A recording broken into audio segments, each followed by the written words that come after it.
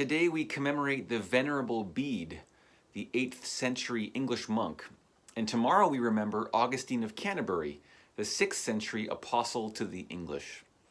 It's very convenient that these two saints are commemorated back to back, as we can read about St. Augustine's mission to the Anglo-Saxons in Bede's Ecclesiastical History of the English People. After reading the first two books of Bede's History of the English Church, I'm struck by how much early British Christianity was similar to our modern Anglican churches in its diversity and complexity. Anglicanism is a strange and wonderful Frankenstein of a tradition. Our liturgies are informed by Celtic, Anglo-Saxon, Gallican, Roman, and even some Byzantine influences.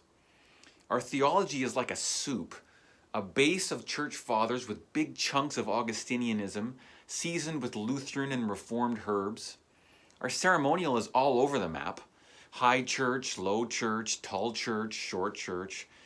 And yet we refuse to have both feet planted in any one of these particular influences. This can be very frustrating at times, and it can be tempting to look back into early church history as that golden time when we all got along and worshipped in the same way. But when we read Bede's history, we find that the church in Britain was a Frankenstein from the get-go.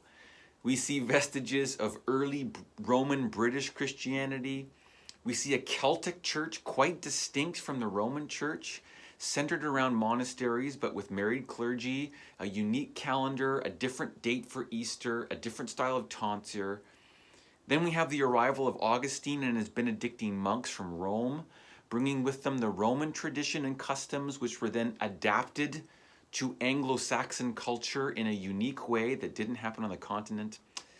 The Church and Crown have tried many times to bring top-down uniformity to British English Christianity.